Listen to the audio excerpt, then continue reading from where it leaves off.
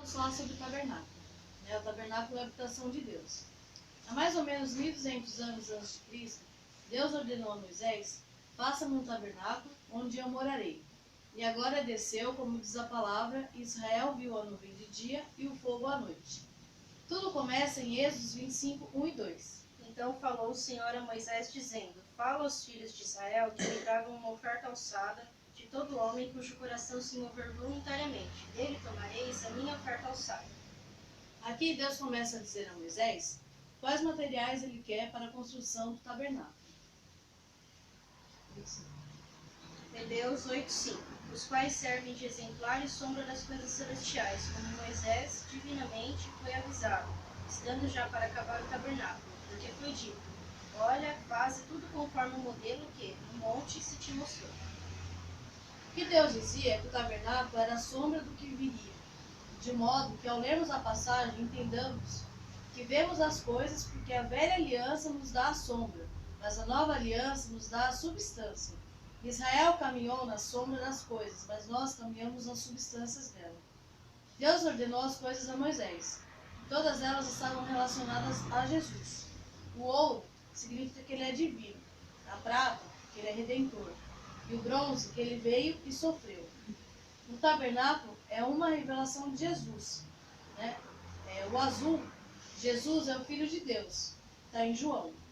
A púrpura, Jesus é o Rei, que é citado em Mateus.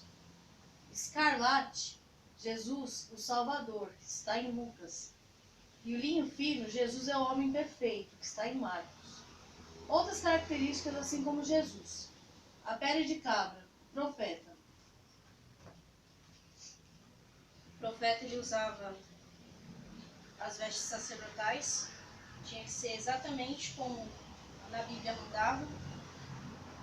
Aqui em cima, essas pedrinhas pequenas eram urim e tumim.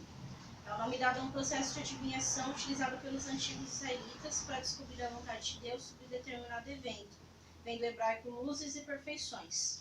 Aqui no peitoral tinha as pedras preciosas que representavam as 12 tribos de Israel.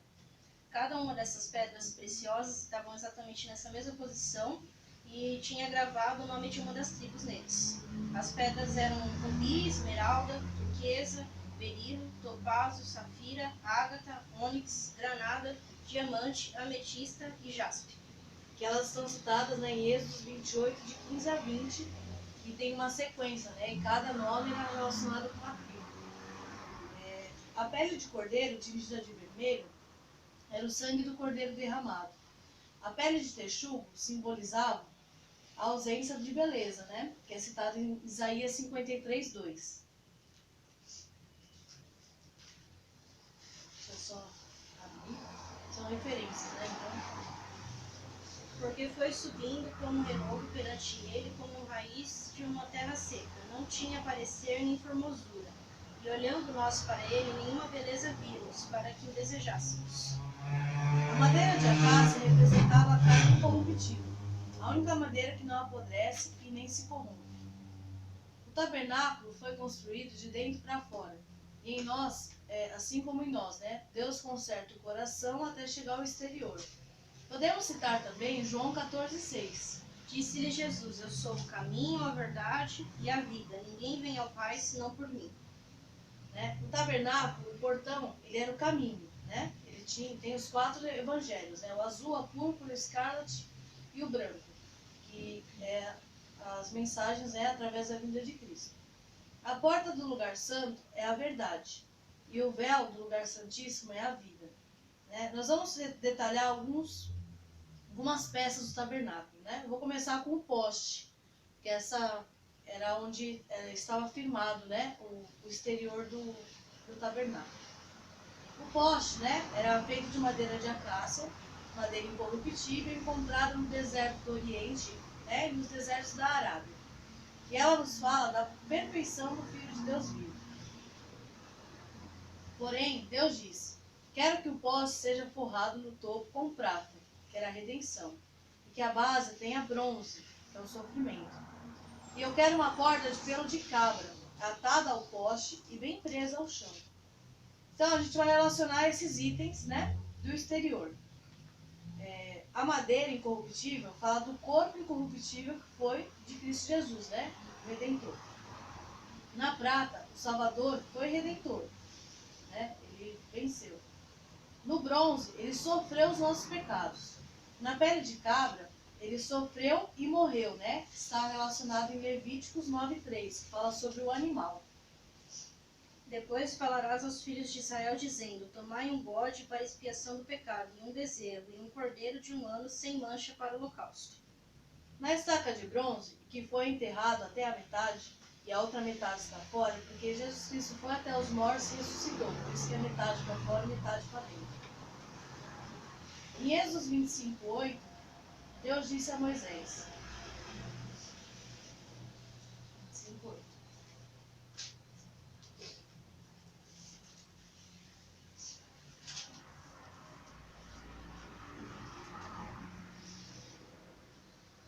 E me farão um santuário e habitarei no meio deles. o santuário naquela época era o tabernáculo, né? Hoje, o santuário somos nós. Vou citar também aqui o altar de holocaustos, né? Que também é conhecido como altar de sacrifício, depende da tradução. Ele significava sangue e morte, né? Por quê? Neste lugar podia ter cerca... Esse aqui é o altar de holocausto, né? Era onde os animais eram queimados. Nesse lugar, daqui, era possível ver 60 pilares, né, que Deus mandou Moisés fazer, que esse detalhamento está em Êxodo 26, de 15 a 30. Só vou citar porque se a gente for ler profundo, ele fala assim, 10 estacas de um jeito, 15 de outra, uma com 2 furos, outra com 1, entendeu? Mas é aproximadamente 60 estacas. Por que 60 estacas, né? 60 pilares. 6 vezes 10. 6 é o número do homem e 10 é o número da responsabilidade. Então Deus estava dando uma responsabilidade para o homem, né? Cuidar do tempo de Deus. Depois que você conhece a Jesus como Salvador, ele é o caminho, é a porta. Depois que o Espírito Santo te revela, é o poder do sangue, e você não pode experimentar a presença de Deus sem antes experimentar e compreender o poder do sangue, né? Então aqui eu falei no começo que o altar de holocausto é sangue e morte. Eu vou dar 3 exemplos do porquê do sangue, né? Vou citar primeiro Hebreus 13:8. Fechou? Calma aí. Tinha pulado esse. Você pulou esse? Pulei esse.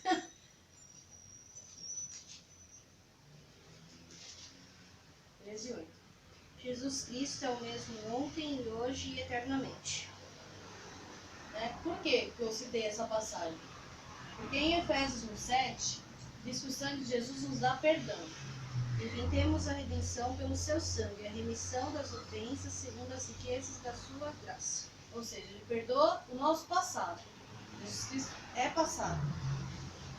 1 João 1:7 diz que o sangue nos limpa. Mas se andarmos na luz, como ele na luz está, temos comunhão uns com os outros. E o sangue de Jesus Cristo, seu Filho, nos purifica de todo pecado. E em Romanos 5:9 diz que o sangue nos justifica, né? Logo, muito mais agora, sendo justificados pelo seu sangue, seremos por ele salvos da ira. Ou seja, né, a gente pode citar os 3 versículos porque o perdão foi passado. O sangue que nos limpa é diariamente, então é o nosso presente. E ele nos justifica, é o nosso futuro, né? Por isso que a gente colocou essa referência com Jesus Cristo ao mesmo ontem, hoje e eternamente. Porque ele está desde lá do começo. Né? O tabernáculo tem uma explicação a mais do que simplesmente só as peças, né? No altar de sacrifício não só é revelado o sangue, mas também a morte. A Bíblia nos diz que devemos crucificar a carne e é aí que isso ocorre.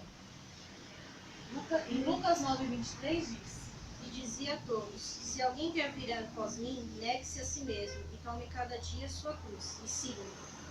Né? Então é contínuo, não é uma coisa temporária. Você e eu, quando somos perseguidos pelo inimigo, devemos fazer o quê? Orar. Então vamos falar um pouco sobre oração, porque é assim que começamos a morrer. Não importa como oramos, né? Se é de pé, se é de joelho, se é sentado, de olho aberto, de olho fechado, porque Deus não olha para a situação, e sim para o nosso coração.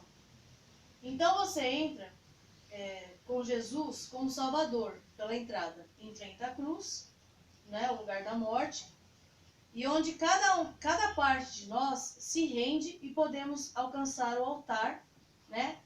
Do altar para a fonte. Essa fonte é a bacia de bronze, que é esse outro utensílio que está aqui, né? Que a fonte simbolizava a palavra de Deus. E a palavra nos dá poder, nos renova e nos preenche com a presença do Senhor. Precisamos estar limpos para conhecer a palavra. Jesus disse em João 13:10.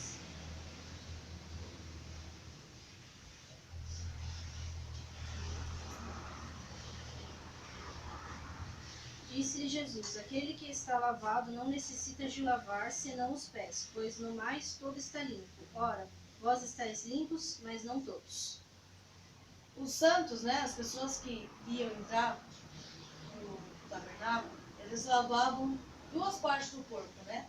As mãos, que simbolizavam as obras, e os pés, que eram o caminhar. Deus disse a Moisés que essa fonte deveria ser feita de espelho das mulheres, uma fonte de bronze que usava como espelho para lermos a palavra de Deus e ela nos revelar como que nós somos, né? E ao vermos essa porta do lugar santo, ela não era chamada somente a porta, mas também de a verdade. Pois dentro do tabernáculo havia revelações da verdade, né? E através da revelação, nós temos a confissão, a súplica, a adoração, a intimidade, a intercessão, gratidão e louvor. Essa fonte fala da palavra de Deus e também da santificação. E quando a palavra entra em nossos corações, somos santificados. O lugar santo, né? Aqui, a gente pode usar um pouco tanto da Bíblia como dos estudos. Eu vou citar, né? Depois vocês podem ver, tem os utensílios aqui dentro também, né? Tem 3 itens, né, no lugar santo. O candelabro, eu acho que é mais fácil explicar aqui, né? Tem o candelabro, a mesa de pães e o altar de incenso. O altar de incenso está na ponta, né, no meio, que é onde passa pelas orações. O candelabro está num canto para iluminar, né? O candelabro significa iluminação ou revelação. A mesa de pães, a satisfação, né? Que você se enche da presença de Deus. E o altar de incenso é o lugar onde Deus é exaltado. Depois disso, até o lugar santíssimo, haviam 5 colunas, né? Tá vendo? Tem as 5 colunas na entrada, mas elas também têm entre o lugar santo e o lugar santíssimo, né? As 5 colunas eram os ministérios da igreja, que estão relacionados em Efésios 4:11. E ele mesmo deu uns para os apóstolos, outros para profetas, e outros para evangelistas, e outros para pastores e doutores. Né? Que são, né, a gente pode até fazer um exemplo, a gente estava brincando antes, que são os 5 ministérios, né? O apóstolo, o profeta, o evangelista, o pastor e o mestre. Né? Passando esse espaço, né, nós temos alguns outros utensílios, né? E aqui a gente vai trabalhar também com algumas medidas, né, referências e alguns significados. O candelabro, né, não se tem uma medida certa, mas ele tinha mais ou menos 1,5 metro de altura, né? E ele era mantido aceso com azeite. Né? Esse azeite que fazia o candelabro brilhar era a unção do Espírito, da revelação. A mesa de pães, ela tinha 1 metro de comprimento, 50 de largura e 75 centímetros de altura. Né? Jesus é o pão da vida, que está escrito em João 6,35. Deixa eu abrir aí, que aí fica mais fácil para entender. João 6,35. E Jesus lhe disse: eu sou o pão da vida. Aquele que vem a mim não terá fome, e quem crê em mim nunca terá sede. E aí tem o altar de incenso, que ele era 50 centímetros quadrados por 1 metro de altura, que ele significava adoração. Né? E a gente pode citar aqui Salmo 96:9.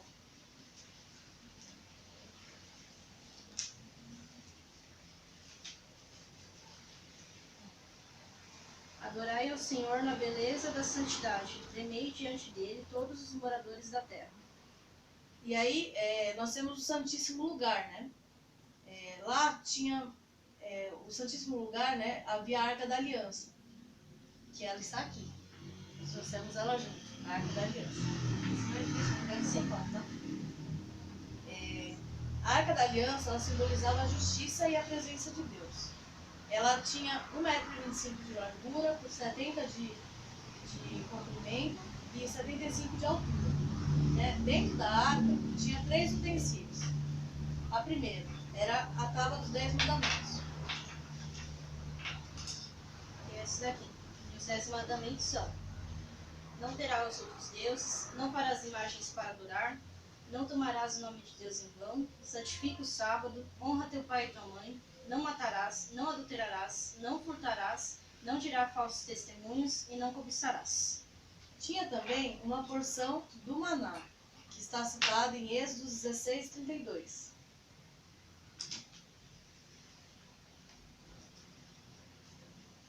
O maná ele era diário, né? 16:32. E disse Moisés: esta é a palavra que o Senhor tem mandado. Encherás um gomer dele e o guardarás para as vossas gerações, para que vejam o pão que vos tenho dado a comer, neste deserto, quando eu vos tirei da terra do Egito. Aí nós temos o pão, né? Que é o maná, uma porção de pão. Vamos dizer assim. E a vara de Arão, está escrito em Números 17:10.